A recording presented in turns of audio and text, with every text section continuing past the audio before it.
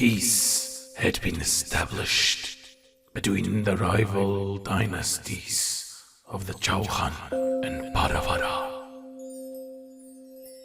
But it was a matter of time until they draw swords again. For both knew that it was a temporary measure to gather larger hosts. In the meantime, the Maharaja of the Chauhans prepared for his war against the invaders of Hindustan, which would mark his name throughout all of the Rajput states.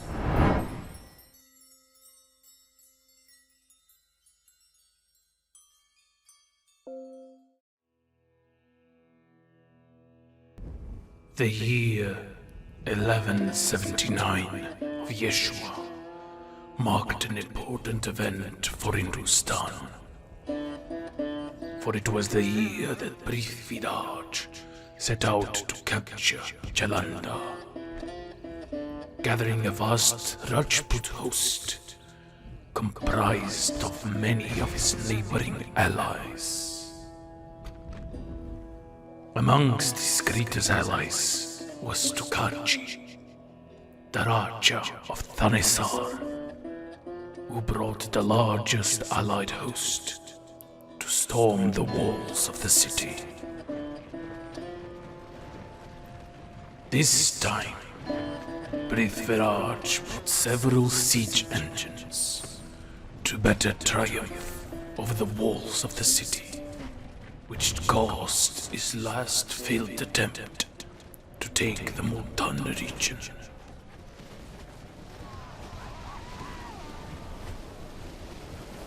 Although few, the defenders made desperate defenses at the walls, loosening many arrows at the incoming Rajputs.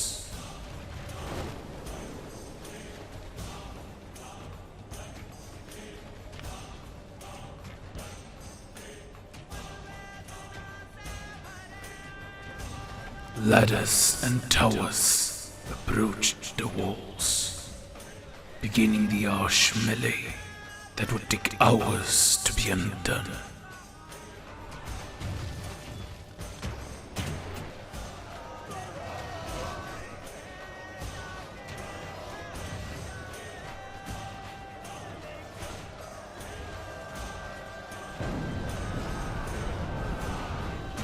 The Ghazanid cavalry set out into a desperate mission, setting forth from one of their minor gates into the right flank of the Rajput host, hoping to disrupt their lines and pull them down from the battle.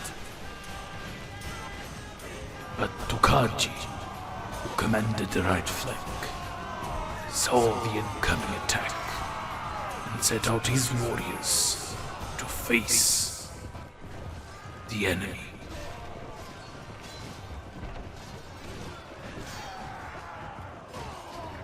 Nearly they were successful, but the valiant Rajput defense made the Ghazanid hopes for naught. Still, the siege raged on, with the Chauhans trying to take the main gate and walls of Jalandhar, only for them to be driven back multiple times.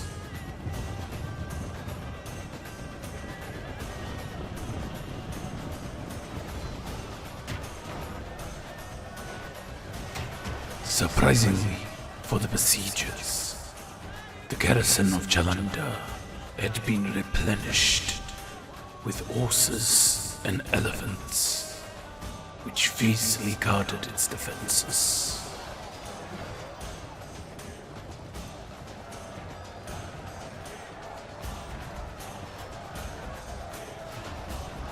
Seeing the harsh position he was in, Prithviraj charged with his elephants into the fray, hoping to break the enemy's morale and driving them back from Jalandhar's walls.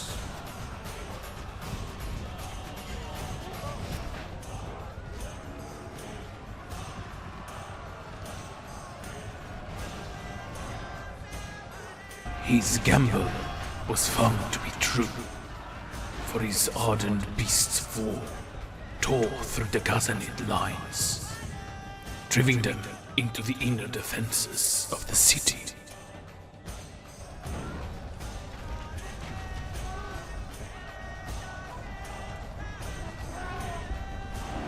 Many hours took them, where the Chauhans had many small engagements throughout all of Jalandhar, until they reached its central square, where an elephant guard awaited them.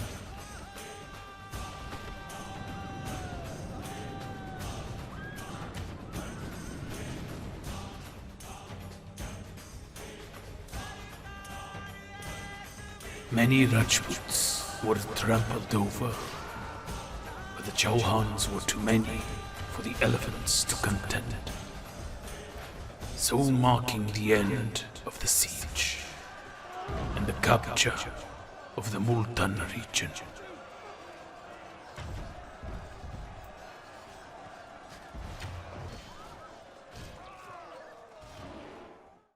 Prithviraj had made a feat unheard in the Rajput world. He had marked a great victory against the Muslim foe, driving them back from Rajput lands. His renown became widespread in all of Hindustan as its defender, leading many to flock under the Chauhan banner. Yet, he wished now to consolidate his new gainings and set a ceasefire with the Ghazanids, for he wished to settle affairs in his own realm first. But the Muslims had no desire to stop the war. Left with no other options, Prithviraj began to organize the people of the Multan region over the command of Baladikra, a Rajput officer who would overlook the people of the region and prepare them for combat. After such preparations had been made, Prithviraj left his army at Jalandhar to protect it, while he went back to Delhi, bringing with him great wealth, which he began to use to make his fortress city into the strongest in all of Hindustan. Back in Hajayameru, Sama strengthened the position, recruiting more warriors and expanding his fertile lands to plantation. Always cautious of the Paravara neighbors, sending his agents to scout the bordering lands for any signs of conflict. All seemed peaceful until the year of 1181, when his scouts examined the Rajput state of Mumbai, finding that the Paravara were engaging in a war against them, going against the treaty they had with the Chauhans. Sama, however, didn't immediately share this information, hoping for things to escalate even further, leaving the Paravara without any support for their actions. Meanwhile, Prithviraj had sent his emissaries at Peshawar, where after years of discussions, an alliance had been secured between the Chauhans and the Kurids. They were mortal enemies of the Ghazanids, and with the Rajput money, they would continue to fight against them, leaving Prithviraj with time to secure his positions in the north. Feeling secure with his alliance, he recalled his army back to Delhi, allowing them to have a good and earned full rest from the many seasons of campaigning. It came the time where the Paravara were defeated and massacred the people of Mamba, leading to widespread indignation throughout the Rajput lands. This made Sama's scheme come true, where the other Rajput states made alliances with him to fend off against the Paravara.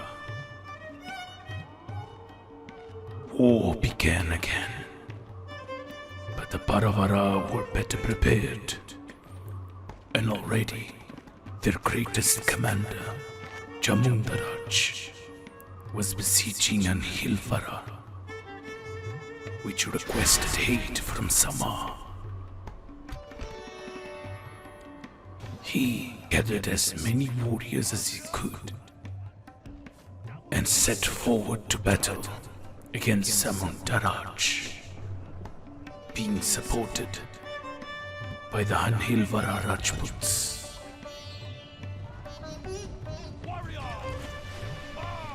Horses, men and elephants clashed in the Battle of Anhilvara of 1181.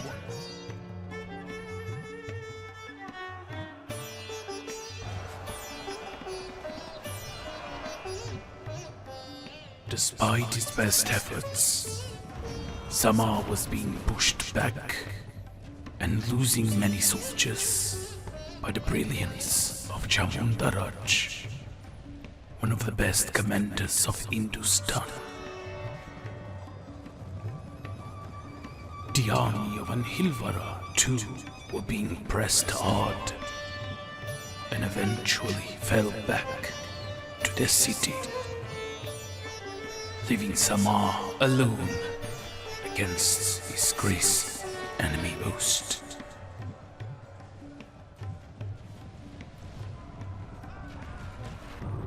Frustrated by the result, Sama had no choice but to call back his forces before they were hyped out, fleeing back to Ajayamiru before Samundaraj's might. It seemed that the war restarted the same way as it began those many years ago. But this time, the Paravara were ever more emboldened to press over their advantage, to conquer all of the Rajput states and become their overlords, replacing the Chauhan's mantle as their protector and striving west against the foreign invaders.